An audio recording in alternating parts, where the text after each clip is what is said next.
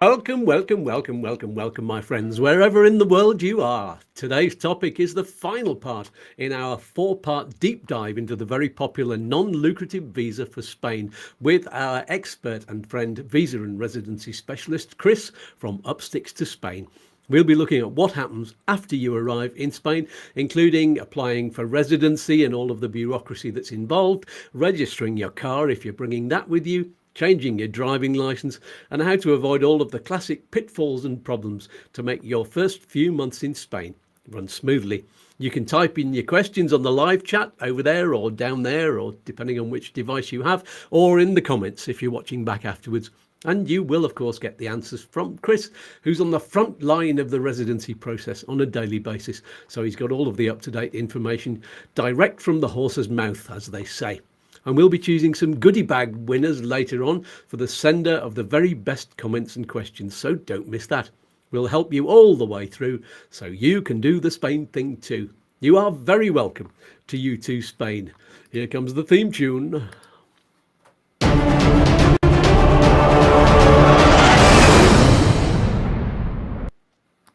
Woo! It's like getting your hair pulled back, isn't it, in the wind? If only I had some of that.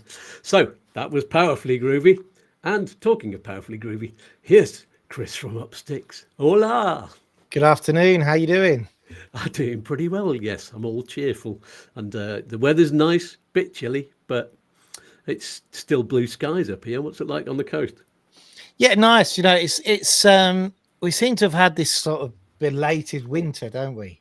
You know, I don't know what it is where you are, but we haven't had like those mornings we get up and go, oh, you know, 'cause normally I go to where we work a little bit in the morning, just check emails before I come to the office, open the window a little bit, and normally, oh, I like that bit of cold, but we just haven't had that until this weekend. But this weekend we're sleeping with a duvet on. Yeah. We had a bit, and it was kind of wet and a bit windy a week or two ago.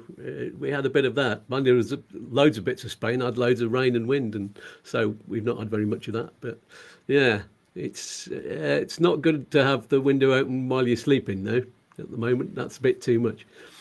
But yeah, I'm under a duvet definitely at night. I would sleep outside. I'm sure in another life I was slept in a cave, to be honest with you, because I feel more comfortable when all the windows are open. And yeah, and in the summer I feel more comfortable when I've got a fan like there. Wow. Yeah. I don't know why. I just even peak winter, I'll be like opening the window a little bit.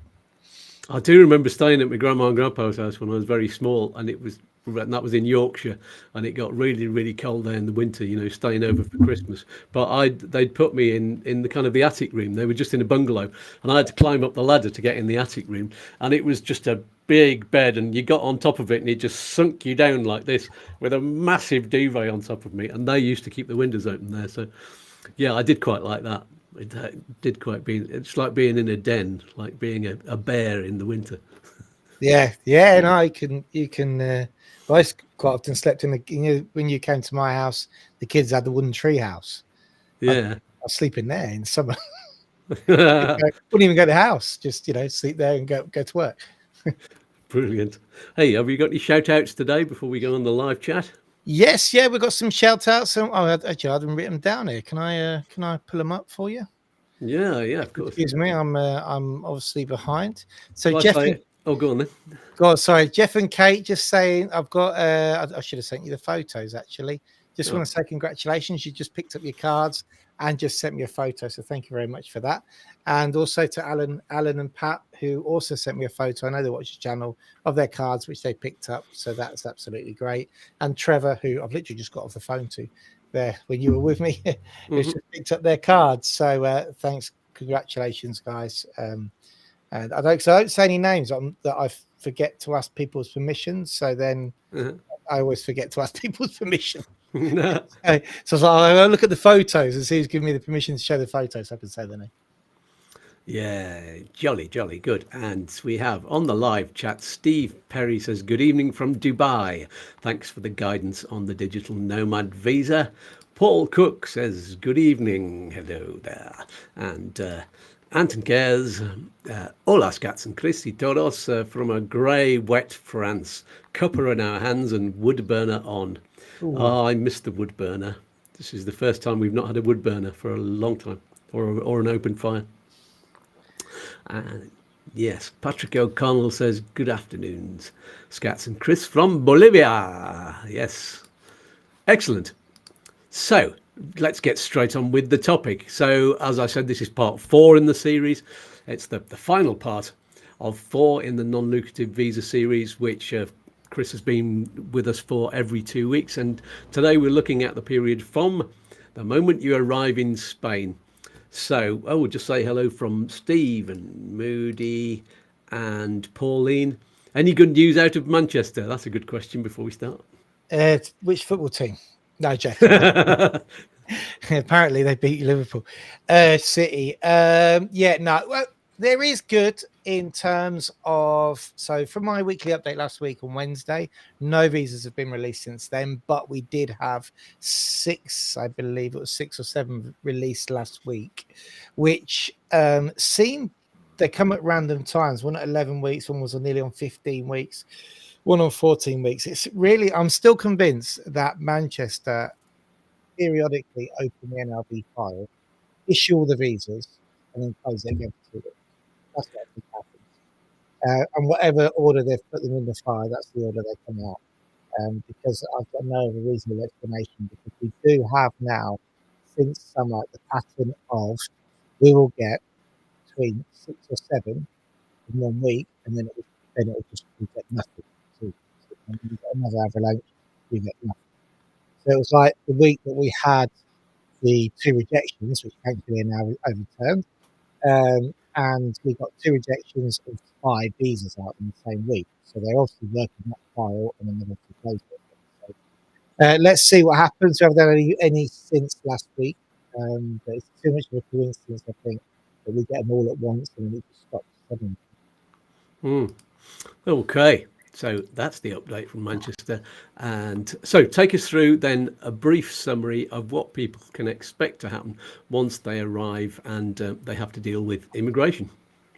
Right, so obviously when you get your visa, so the first thing is just going back to that getting your visa part and getting excited. Just one thing that's happened a couple of weeks, for the last couple of weeks, is people are receiving texts and then not receiving the letter or the visa, the passports in it, for like 4 or 5 days, and some people are getting their passports without getting the text.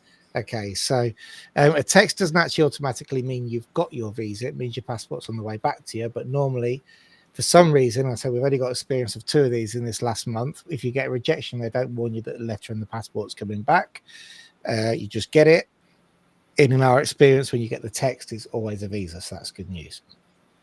When you do get your visa, just check the personal details on the visa, even more so if you've had an NIE number. So if you had an NIE number before, just check that they've assigned the same NIE number to your visa. Okay, that's quite important. If they haven't, then, because now obviously talking about affecting your stuff that's being moved over to you, moving over. If they haven't, believe it or not, the consulate won't fix it for you. They just won't. This is now going to be dealt with in Spain, and it's going to be dealt with the sub-delegation of the government where you're going. Okay, so we deal with that for our clients. Unfortunately, it happens quite frequently. It normally involves 2 or 3 visits to the police station. But it can be fixed. But obviously, when you're importing goods into the country, you have to give them some sort of proof that you've got an NIE number.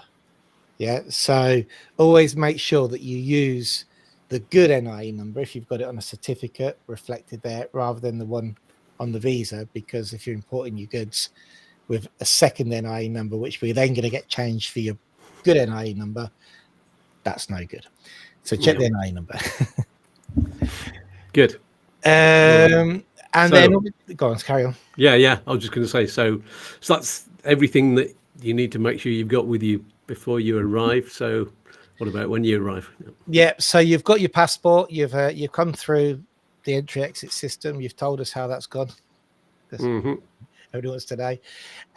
And you've arrived in Spain. So the first thing is obviously where you're going to live. So different provinces have different rules regarding the next stage, which is the toma de huella, which is the taking of the fingerprints. That literally, toma de huella means taking of fingerprint, basically. Huella being print from your finger. And people tend to call this the TIE appointment, don't they? Is that what they... That's right, TIE. And the TIE means Tarjeta de Identidad de Extranjero. So it's TIE, card of the identity for foreigners, basically. Yep. For those of you who don't know. Yeah, I did it today. I was talking to somebody who's come from Hungary, and I was like, oh, have you got your TIE card? Everything's not called a TIE card in Hungary. Yeah. So no. We do it all the time. We're so used to talking about it, don't we? Yeah, so this is the TIE appointment. Now, when you come in the country, obviously, you need to make sure that you, depending on what happens with the entry-exit system, if it is in place, then I very much doubt you will have a passport stamp, because you should be able to go through with your passport without it being stamped.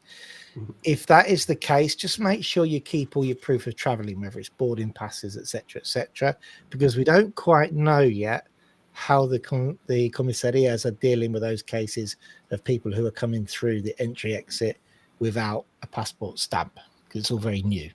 Okay?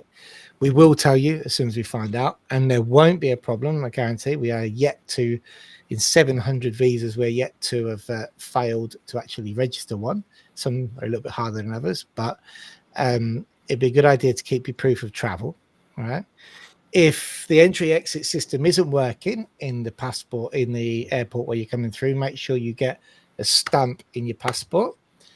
Okay. And make sure, another thing that's happened to us in the past, that it's an entry stamp. We've actually had people who've entered and they haven't changed the stamp properly, and they've stamped exiting on the way in. Oh. So, you know, and if you've come through France, then in theory, you should actually go to a police station and get a declaración de entrada. Within 72 hours of entering the country, you have to get a certificate to prove that you've entered the country. Okay. If you forget that or don't have a certificate, don't worry too much. But again, keep all the proof of you traveling in to the country. Great. Okay. So you've got that. You're in the country, and then the next thing is you have to, or maybe not, sign on at the town hall to get your Padrón certificate. Now, some provinces will allow you to register your visa for the first time registration without a Padrón certificate. Okay. And some provinces definitely won't. Okay. And this is within the same autonomous community. So, for example, in Andalusia, in Malaga, as long as you registered an address in Malaga as your intention to move to Malaga, you could actually go to your first appointment without a Padrón certificate. In Almeria, you can't. In Almeria, whatever happens, you have to take a Padrón certificate with you. Okay. So it allows some people who are moving. We always have this sort of consultation with our clients, whether they're going to the more flexible areas, which then gives them a little bit more time to find permanent accommodation. You know, maybe there'll be things like the TIE card appointment that we will put back a bit because they're completing on a property sale or something like that, you know. Whereas there's other provinces like Almeria, Granada's another one, where you have to really be certain where you're going and that you're able to sign on at the town hall.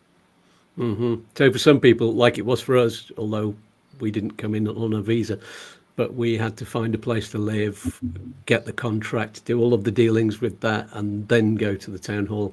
And we still didn't have the Padrón certificate for another 3 weeks after that. So that's why it took 89 days for us to get all the paperwork through.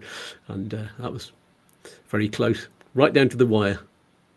Yeah, Yes, so I mean you're slightly different with the Padrón because whatever happens to you, your family members always have to have a Padrón. Always. It proves the convivencia, and then you're getting residency. Well, sorry, Liz was getting residency off the back of your status. Convivencia meaning living together. I think that's the correct translation.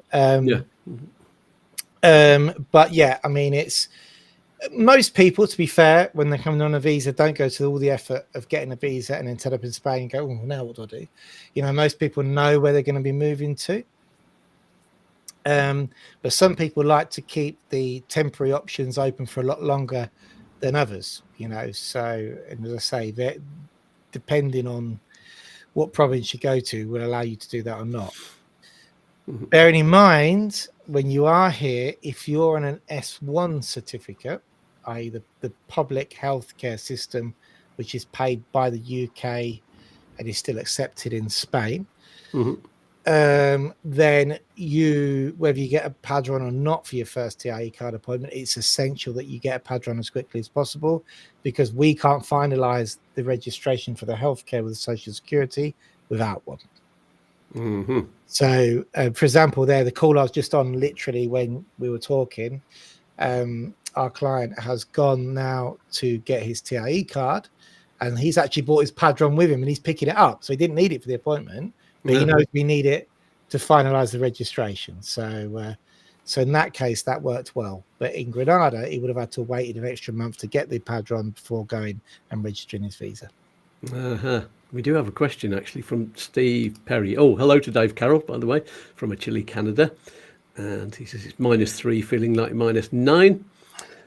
Nasty. But Steve Perry asks, what happens if you want to rent for a month or so at a time in different areas of Andalusia? Is there a time limit to go for the TIE appointment and obtain the card? Yeah, in theory, you've got 30 days from entering the country to actually register your visa. Now, in practice, that never happens. Never, you know, very rare that people actually, because people are organising their property, organising where they're going to stay and stuff like that. In that case, when people are slightly unsure, like what Steve's asking there, where they're going to go, then we would encourage them to go to, for example, Malaga, where we know they don't ask for a Padrón for the first registration. You know, get address in Malaga, and then you can actually register your TIE card anyway, and then you can move about, look for the various places. You will need eventually a permanent abode, evidently. But if you do initially register in Malaga, for example, then you would have that flexibility of not needing a Padrón for the first appointment, which means then you've got time, once you've got your TIE card, to travel around and find where you're going to live. Good stuff. Hope that answers your question, Steve. Oh, there's Robert Stubbs from Cooking Made Easy is with us. Hi, guys. Hope you're both well. Yes, thank you very much. Lovely to see your name again. Oh, by the way, viewers, don't forget to check out Chris's Upsticks website and YouTube channel. The links are in the video description below, and they're pinned to the top comment as well. Lots of articles and videos to help you out on there. And there's a live update every Wednesday evening, of course, at 6 o'clock Spanish time, because everything's at 6 o'clock now. And there's lots of fun on there, as well as being informative. And also don't forget the QR code in the corner, as well as the super link in the video description. And if you learnt something of value to you today, or you've been entertained, then use the link to donate a cup of coffee, or 3 or 5 or 130, whatever you think today's show is worth to you. And we'll announce some special offers in 10 or 15 minutes, so don't go away. So, okay, carry on. So we've got the Padrón. Yeah. So you've got the Padrón. The Padrón being, I don't think we really explained, did we? It was when you register at your local town hall, you register what they call a Padrón register. So it's like in the UK, that would be your town, what's it called? Voting electoral roll. Electoral roll. I'm thinking too much in Spanish today. Yeah. I mean, I'm starting to forget it as well. It used to be me that shouted them out straight away to you, but now it's ideal to do this on a Monday. What's going on? Yeah, mine. So yeah, it always comes around really quick though. I can tell you on a Monday, I'm like, is it really that time? Yeah. So you go on, it's a little equivalent to a electoral roll, okay, and you'll get a certificate. You will be empadronado, so enrolled onto the electoral roll. And generally now every town hall has its own nuances, of course, like every police station, every consulate, and anything to do with paperwork. But generally, you'll need the proof of where you're living. So if that's renting, it'll be a rental contract, must be long term. In the case of some town halls, they will accept over 6 months, but it depends. So you'd have to check with the town hall where you're going to register. And you'll also need, for example, today I was just talking to the San Roque town hall in Cadiz, which is just over the border from Malaga, and they were like, as long as it says over 6 months, we're happy. And then some town halls specifically require that it says the LOE law, the long-term rental law, on the contract. With that, you need to take that, the very important, the ID of the owner of the property as well. They don't necessarily have to be there, but we have to take a copy of their ID and proof of the catastral number, which isn't on the contract. So it will be on the contract, but separate proof using a document which is issued by a land registry or notary, like the deeds or the notice simply, for example. So that's generally, and if you can get hold of a utility bill, even better, or an IBI bill. So generally, they're the documents you need to take with you, which should be provided by your landlord anyway. Well, you know, because you've done yours, haven't you, Skatz, when you went? I'm not too sure. Yeah. We had to take proof that our landlord had paid the tax on the property up to date as well. So that was just an extra little thing that they wanted. They were quite tight on what they wanted, but fortunately, we've got a good landlord, so that was easily available, you know. Fantastic. So you could register then using that. Make sure that if there's two of you, that you're both registered. Don't just register one of you. And if you own a property, then you will need to take a copy of your property deeds instead of the rental contract and your details. Obviously, you have to take, if you're on a rental contract, your passport, your NIE number, and your visa. But if you own a property, you wouldn't be taking anybody else's details like you would if you're renting. So,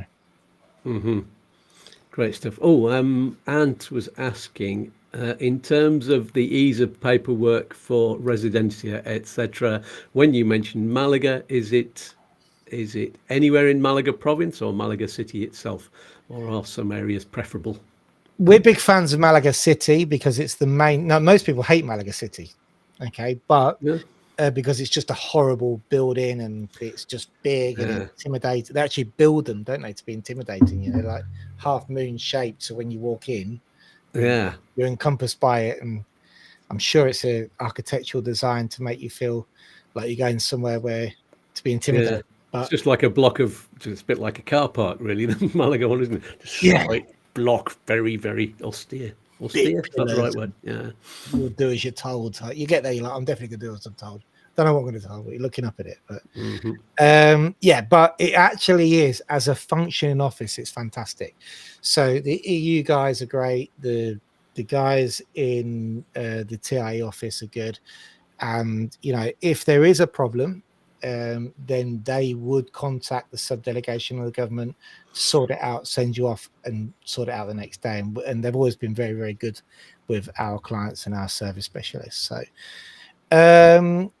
in terms of paperwork in general, you know, Malaga's pretty good. All the provinces are okay. It's just that, you know, we found that the main provinces like Alicante as well, the office in Mira, which is the main TIE office, although it's small, it's like an apartment. If there is something that needs adjusting or there's been a problem or a mistake maybe by the consulate on a visa, the main ones always seem a bit more willing to sort it out than the smaller offices who are just there to do their job. And if they don't like it, they'll just tell you to bugger off and go to Malaga. Vélez Malaga are all right, though, aren't they? That's where we went. Yeah, Vélez are all right. You know, Vélez are fantastic. The only thing, I mean, again, Vélez is, I love having a trip to Vélez. I mean, sometimes I'll sneak an appointment just for the sake of it. You know? Yeah. Why not? It's nice. Some great chiringuitos on the beach as well. There's a great wine shop around the corner from the police station as well. Nice. That's where all the police go, is it? Apparently, I wouldn't. I've been told. Yeah, I mean, they're great there. But if you were to come across anything that might need dealing with the subdelegation, just to explain, the subdelegation is the government in charge of issuing the or approving visas, renewals, and stuff. And the comisaria is the place where you get that ratified. So if you go to the comisaria with your visa and they go, oh, on the computer says no, you're actually okay. So you got your visa, but there's been a mistake, something.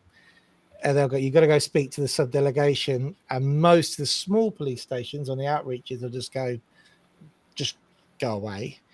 Whereas the capital ones generally across the board will try and sort it out for you. Good to know. Oh, we have another question from PR. Hi guys, so am I right that you need to get your Padrón and then go online to book a TIE appointment, and there's no problem if you go over 30 days to do this? I'm thinking of Alicante. Yeah, we've never had problems going over 30 days, to be honest, because it's most of the time it's impossible. It seems to be more of an advisory than a law. You know, and not so much now because we're doing really well with the appointments at the moment. Again, credit where credit's due. Hats off to the commissarias for issuing appointments. Some places are harder than others, but they are coming through. But your Padrón, again, depends where you're going. So, but yeah, the appointments are booked online. You've got to look for the Toma de Way appointments. But you definitely need a Padrón for Alicante. Is that what you said before? No, Alicante City, believe it or not, you don't. Alicante smaller offices, it depends what they feel like on the day. Yeah. Oh, it was Almeria you were talking about where they needed them. Sorry. The best advice, the best advice of always is if you can get a Padrón, get one. Then there's never a problem. Yeah, and it is your official proof of address, and that you can use it for other things as well. So, and you will need it for some things. It's helpful. Driving license exchange,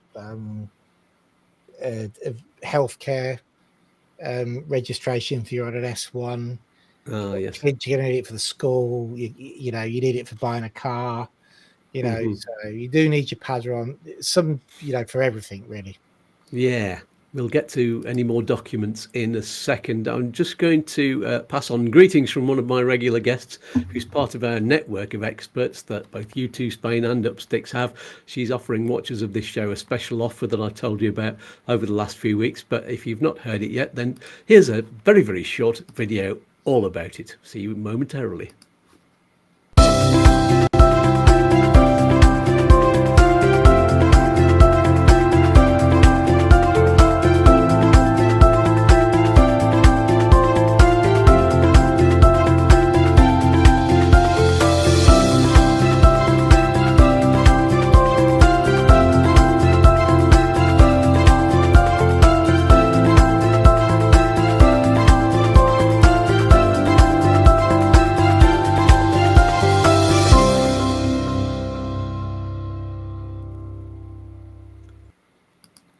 Lovely, Les. So get in touch with Charisse and Iris. I've not met Iris yet, but get in touch for your free first consultation.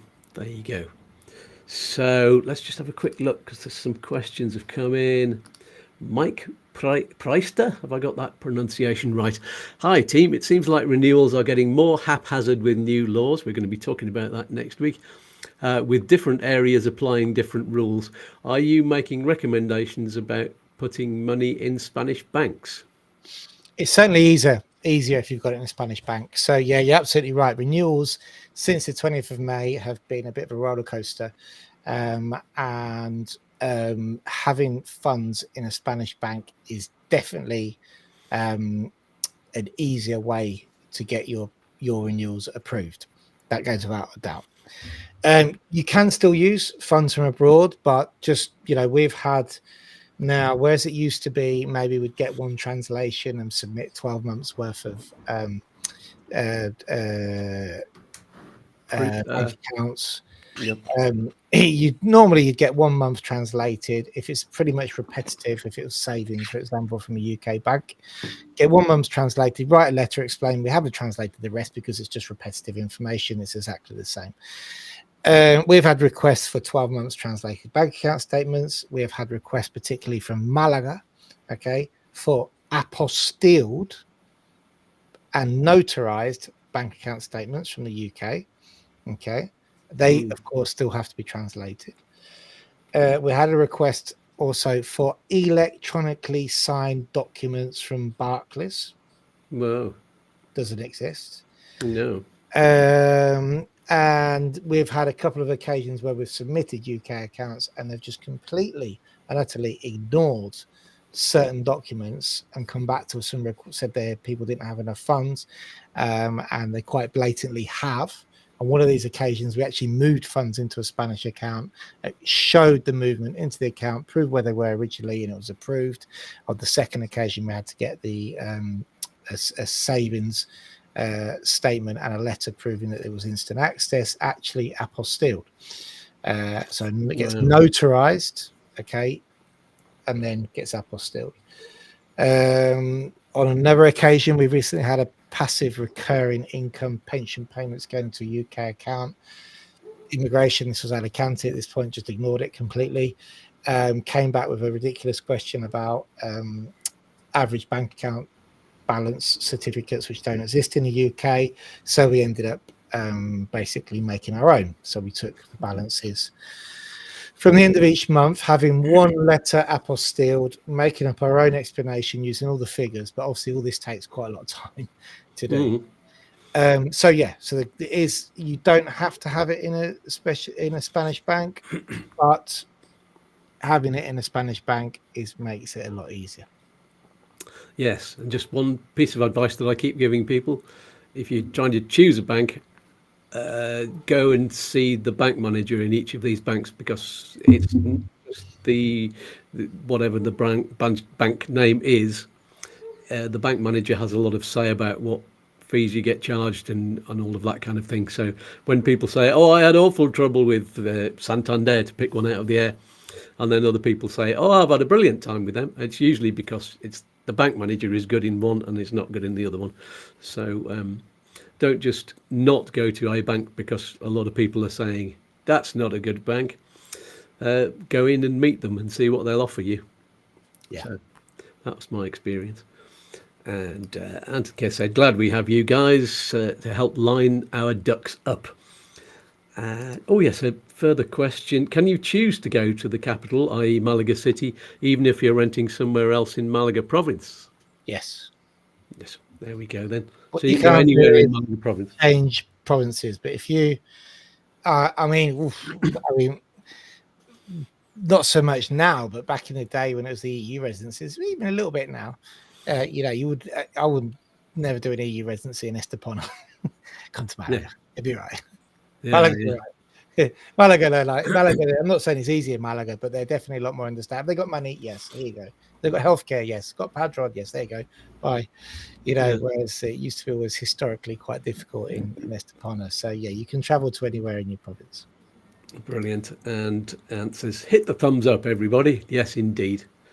There's no excuse to not do that unless you're absolutely hating it and disliking it, in which case hit the dislike. But then you're probably not even watching anymore if you're not liking what's going on. So anyway, so Andy Elmer says, hi from a wet Leicester. That's my old neck of the woods. Are they insisting on 12-month statements from the banks, as we have one in Spain and one here at home? It's a lot of paperwork to get monthly accounts. Better to have them 3 monthly. You have to prove a year now. Yeah. Because they're looking. It depends how tightly the province are actually applying the law. So the law roughly dictates that you need to have, your 12 months bank account statements, the balance on the 31st of December of the previous year, which is ridiculous, and an average balance from the account for the full year. Now, you can't achieve that in most UK banks, but provinces like Granada, for example, we had a recent case where a client of ours had a savings account which just didn't produce those kind of documents. But what it did produce was a balance at the end of the tax year, a balance of the tax year now, and a current balance. Yeah. So we had those 3 documents. We submitted them. They came back and said, oh, well, you haven't given us the balance on the 31st. You haven't given us this. You haven't given that. And we went back to them and said, look, okay, well, here's your average balance if you're just using the same documents. Okay, just not produced. He actually got a letter from his bank saying that they wouldn't do it, which helped. And then basically answered their questions one by one using the documents we already had, and they approved it. So they didn't actually get their documents, but they got a better explanation. So, but yeah, it is 12 months. Brilliant. And Mad David is with us again. So yes, good evening, David. I don't know whether we should call you Mad. That's your first name after all. Great to have your name up there, mate. Okay, so have we actually gone through all of the documents and things that you need? I'm not sure if you finished that bit yet, have you? No. So when you go to your appointment, you're going to need your application forms. So if you're a NLB, it's the X17, you need to have a 790.012 tax form paid, which is €16.08 for the initial registration. You need to have your passport with your visa in it, and obviously you need to have a photo, because you're going to have to go and take a photo to that will be scanned, given back to you, but that'll be registered on your card. So the photo is going to be on your TIE card. Just remember that the photos in Spain are slightly smaller than ones in the UK, so you're better off waiting to get to Spain to do those. And there's usually a photo place near the extranjeria. Yes, yeah.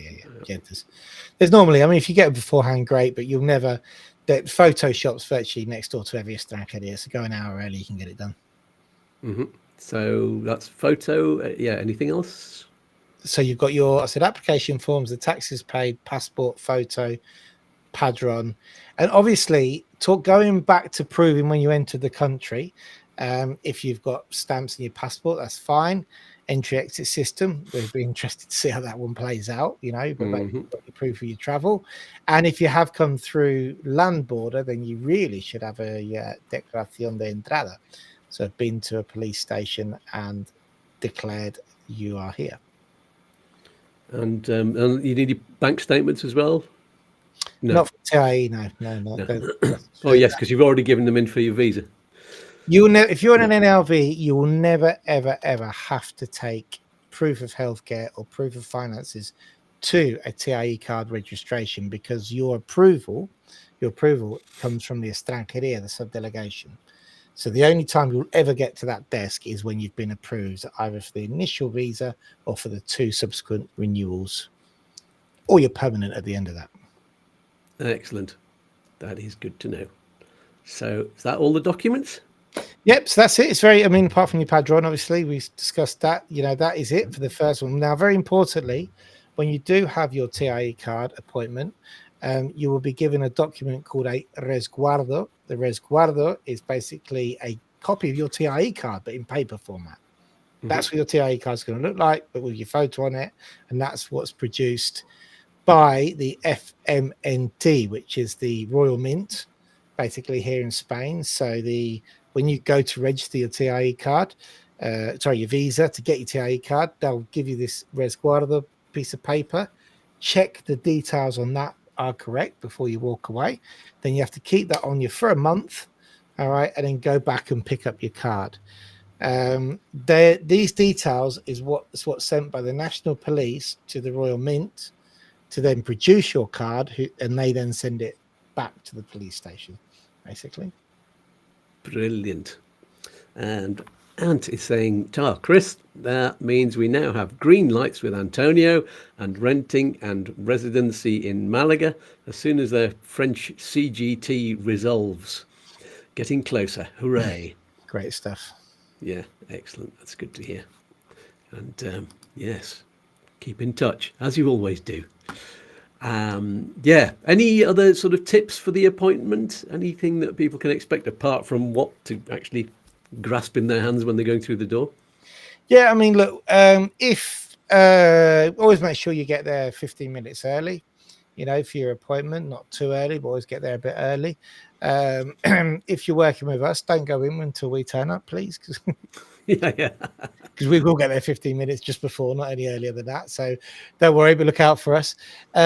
Make sure you take a pen, and don't. It's very much like going to your first appointment at BLS. Don't take any suitcases, guns, knives, drugs, or anything like that, because you're going through security.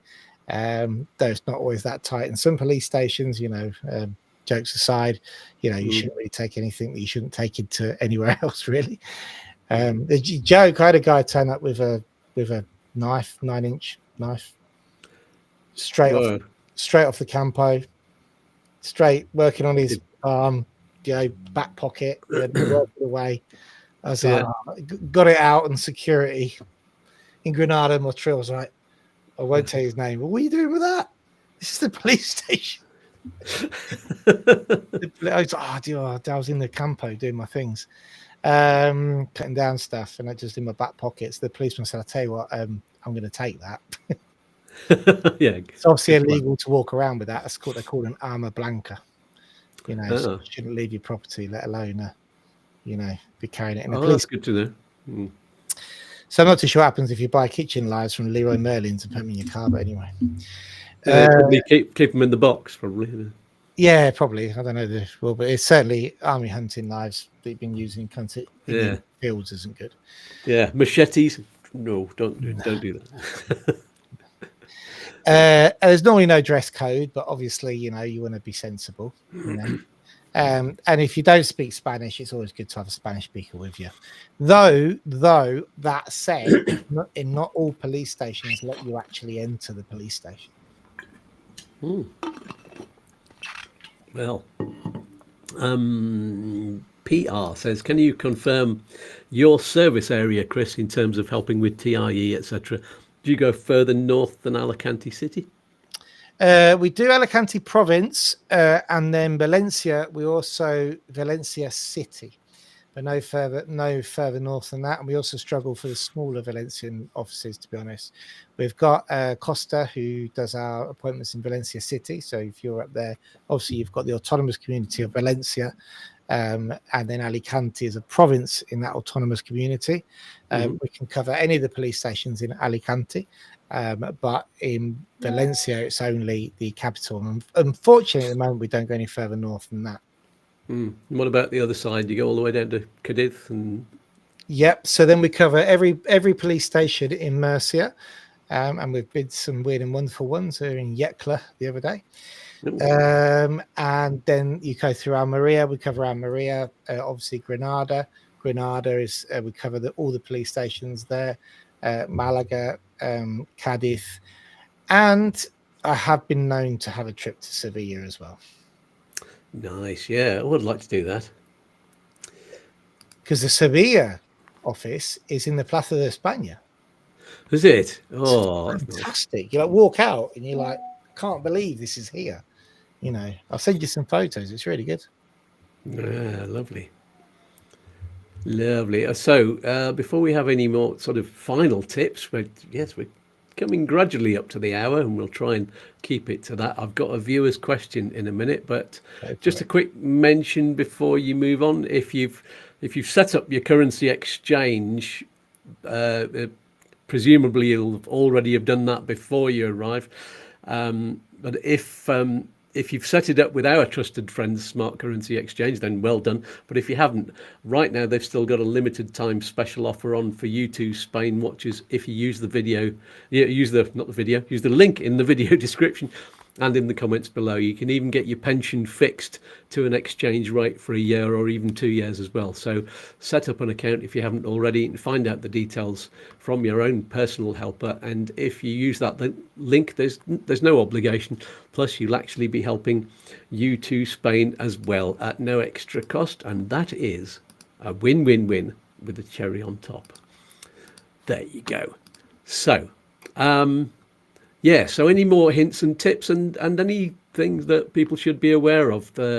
We haven't got even car registration and things like that yet. Shall we do the viewer's question first? Let's go. I'm just laughing because Robert Stubbs, who was on the live chat, if he's still there, as we speak, I've just got a photo of him through.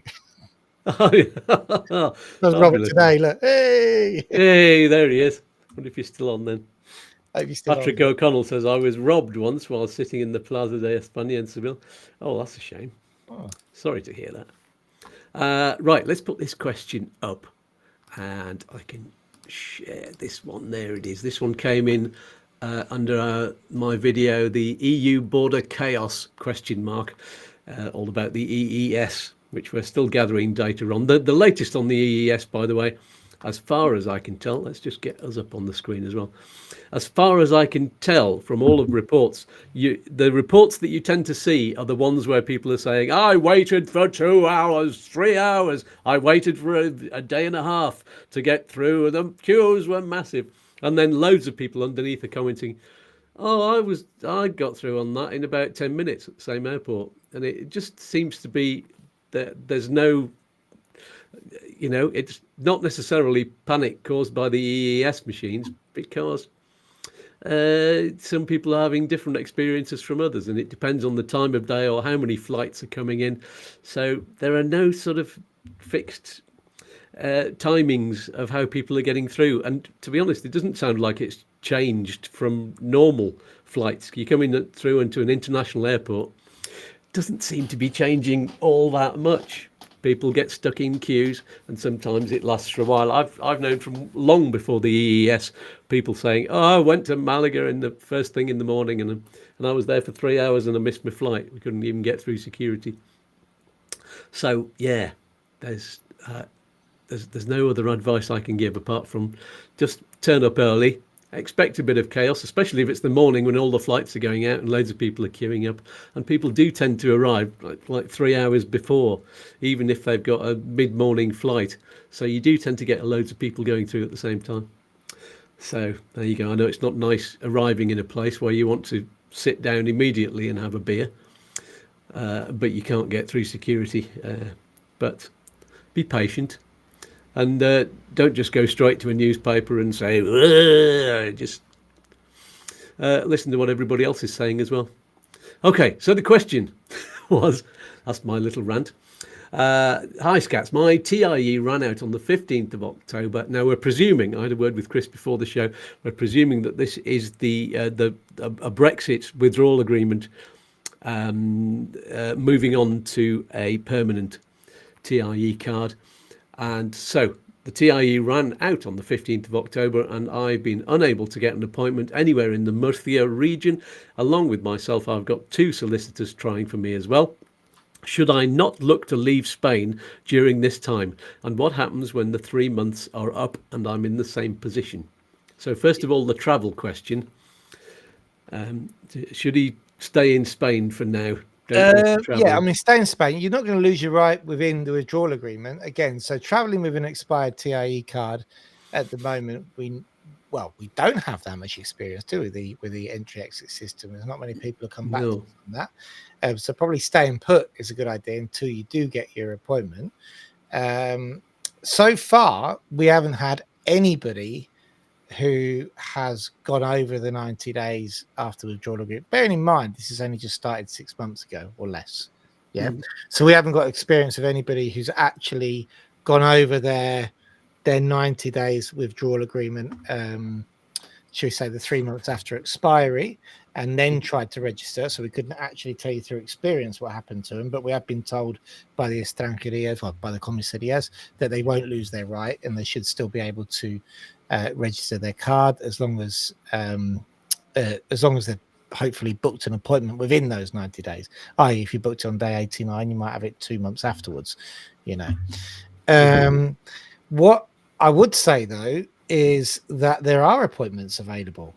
Okay, you've just got to be on. We haven't had any problems in most of the provinces, as say, getting appointments for the Toma de Huellas. So a few tips for actually getting your appointment is, first of all, try all random and different times of the day, and even more so at the weekends. Okay, for some reason we seem to be getting appointments in Alicante and Murcia at the weekends. Murcia historically used to open their appointments at 9 o'clock on a Friday morning, generally on the first Friday of the month. So definitely try that in December. And also try using a Clabby and digital certificate as well. Mhm. Now, sometimes the appointment booking system seems to be able to recognize the IP address or something that you're booking from and just block you when someone sat next to you with a mobile, has never booked one before, can get on the system. So it's certainly also worth trying different devices, and if you can, different places of internet entry, i.e. 2 different 3G, 4Gs, or different Wi-Fi's and stuff like that. So I'm afraid at the moment perseverance is key, but don't leave the country. Yeah. Good. Okay, and a question from Citizenship Quest. Thanks for the donation, by the way. And that was on the super chat. So he says, I'm a 27-year-old product analyst for a hospital. Do you think I'll be able to find work? Spanish is limited. I was thinking of entering on a job seeker visa.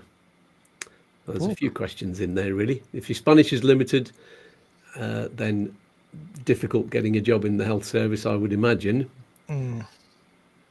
But is it one of those jobs? Is the health service one of those where they're looking for people?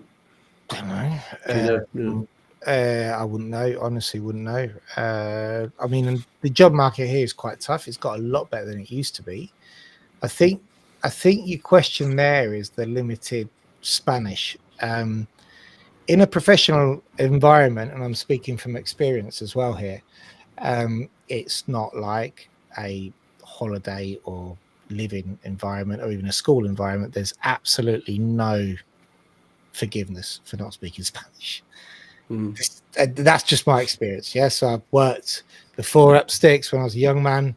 I've worked in a professional environment, and like there's probably more forgiveness in the comisarias for not speaking Spanish than there is if you're working within either a private or public healthcare sector. So I'd imagine the first thing would be brush up on your Spanish if you want to get a job.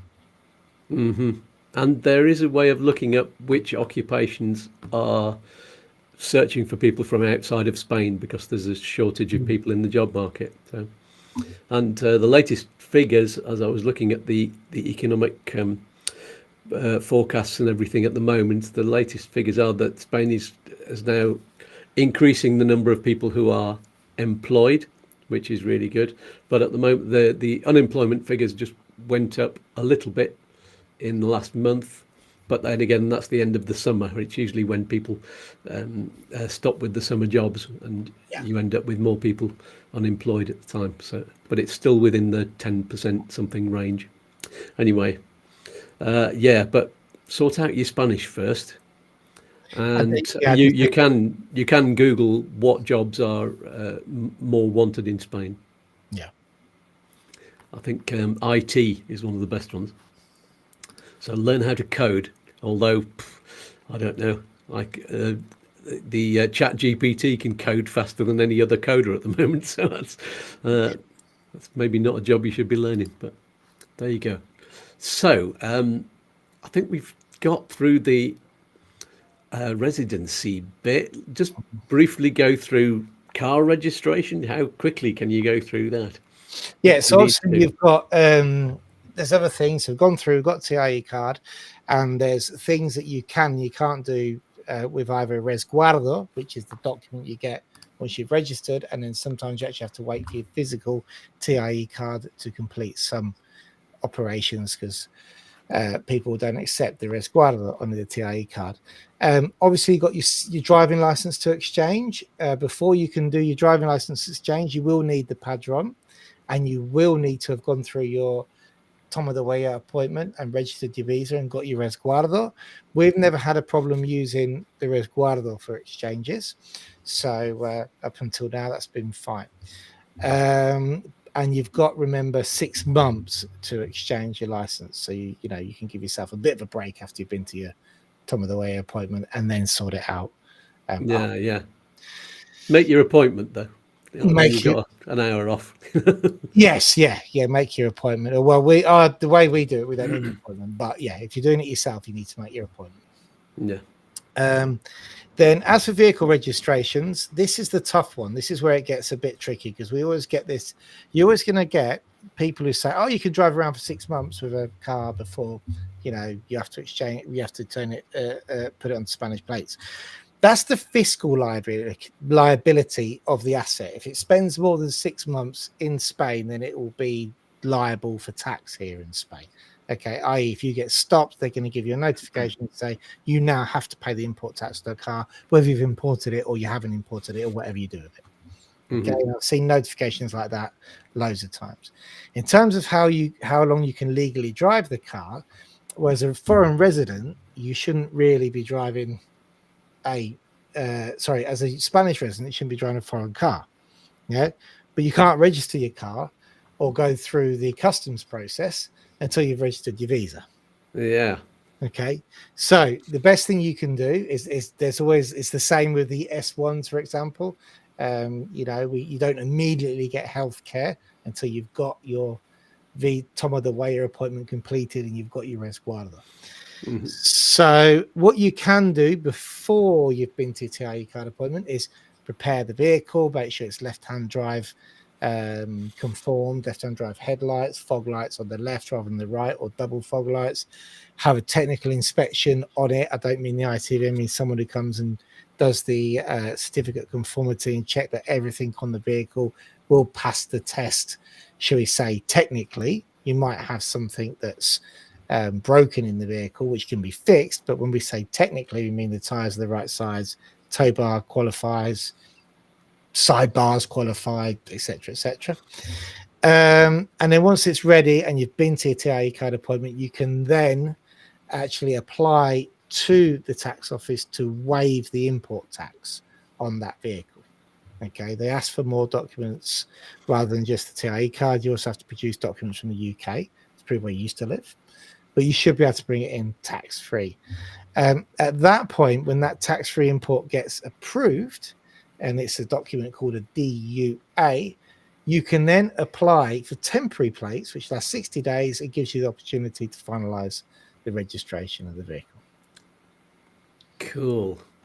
Is that enough we need to say about that for the moment then? Maybe we can cover the car registration more fully and get Lara in as well. Maybe you can do a joint program with that. I'll get in trouble probably. Yeah. Okay, so changing your driving license, just do a brief rundown of the process there. Yep. So once you change your driving license, so you get it now. A good thing about the British driving license is they pretty much run on the same old EU platform. So you're going to need to get yourself a medical certificate. A medical certificate comes from it's not the same medical certificate you use for your visa. It's a completely different one. It's called a psicotécnico. All right. So you basically go in, they check your eyesight, they bang you on the knee to check your reflexes, and you have to do this sort of crazy video game to make sure that you can. Yeah, these two-handly things. Yeah. Yeah, keep in the line.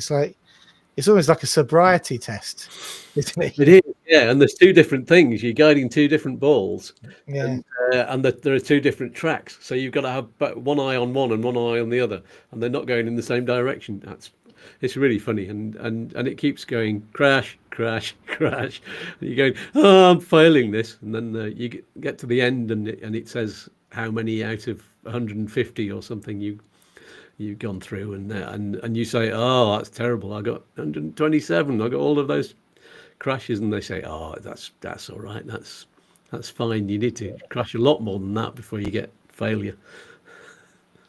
yeah, it's a Spanish road. You've only crashed 4 times today. You're fine. Yes, brilliant. So you've got 6 months for British licenses to exchange, and then and Kezi said about 2 years there. It's actually 2 years for EU licenses, but not for British licenses. Yeah, that does say he does say EU. Yeah, it's EU licenses. Don't do it too early, like I did, because I did it too early, and they only gave me a year, and then I had to do it again in another year, even though Antonio said, "Oh yes, you should do it straight away," and but wait until it's at least a year, I think, or I would wait until you've gone 18 months, and then get it done. Yeah, with EU, you're fine. Once you've got your medical test done, then you will need to go book an appointment at Trafico to hand in all your documents. And it's basically your Padrón certificate, your TIE card, your medical certificate, and your driving license. Pay the fee. I think it's about 26, 27 euros, just the Trafico fee, how it is on its own. And then the card gets sent out to you. One big thing that's changed recently with that, ya nos vemos miércoles, ¿no? Is there's always a problem with the delivery of these TIE by the driving licenses, because you've got to remember, again, going back to the Royal Mint thing, that the DGT, so you go in with your Padrón certificate, you fill out the forms, the DGT then take that off of you, they fill out their forms, that gets sent to the Royal Mint then post out your driving licenses. Now they wouldn't accept PO boxes before, they don't accept someone else's box, they don't accept private PO boxes. Okay, so if you live in the Campo, what undoubtedly happens is your license just gets lost, and then you have to apply for a duplicate, which then gets held at the DGT, and you can go and pick it up. Recently, they have started accepting Correos PO boxes. So although you go with your Padrón, they will now put that as the address that they're going to send your license to.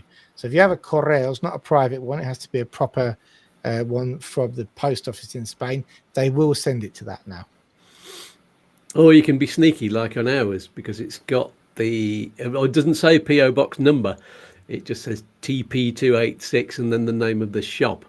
And then it has the street number and name. And what we do is Liz and I both put the street name and number at the top. And then you put the number of the post box underneath it, just in the little line that says extras. And then it's all right, because they look at the top line and it's a street name with a house number. And it just happens to be a shop. So... But yeah, I'm not sure if PO box addresses have got that on. It just says PO box something and then the name of the town, doesn't it? Yes, right. Yeah. Yes. Jolly good. So any more about that? I think that's it for the driving licenses. And yeah, what else is there apart from driving licenses? Car, residency. Obviously, you just got your healthcare. So, for those of you on private healthcare, it doesn't really matter. You can start to use that straight away. Just make sure you speak to whoever's giving you providing the healthcare to find out where your doctors are and stuff. For those of you on S1s, you have to wait until you've got your Padrón and the Resguardo or the TIE card to actually finalize that registration, which then could take a month or so afterwards to get your certificate to prove you have access to healthcare in Spain. Yes. I had to register with the local health centre. Yeah. Yes. Groovy. Don't forget to smash the like button, everybody. We haven't had any more likes come up. I don't think I can see them from this screen anyway. But there you go. And of course, subscribe if you haven't already. We stole the goodie bag. Before we go, let's do the goodie bag. Yeah, to the goodie bag. Who are we going to give the goodie bag to? Yeah. What about PR? Who are you, PR? Are you still with us? You were here only 15 minutes ago. So if you're still online, then send an email to Chris, and it's youtube@upsticks.es, and you can swap details and he can work out how to get a goodie bag to you. Now, who else have we got? Mike Preister. It's a new name as well. It is a new name, yes. Let's give one to you. It's sort of, yes, and he was the one to mention new laws, so which is something that we're going to be talking about next time. We're looking back at all of the new laws and doing an update for you. So, so those two, both of you, get in touch with Chris. Has everybody got in touch with that we gave prizes to? Funny. I've got the. I just saw it today. It was Mark. The last one is. There you go. Mark Lufers is there, ready to go out. You see. Brilliant. haven't sent it out yet because that's a postal job, so we only go once a week. If you're in Spain, then we can send you nicer gifts. If you're in the UK, then we'll also have to send you something flat that looks like a document, so you can have a fan or a booklet. Yeah, the fan. Of course, the fan is the best prize. Fan, everything. So, well, that's about all that we've got time for this week. We've gone slightly over the hour, but there you go. Don't forget to hover over the QR code and buy me a coffee or 3 if you haven't already. But I won't have it this evening because otherwise I won't sleep.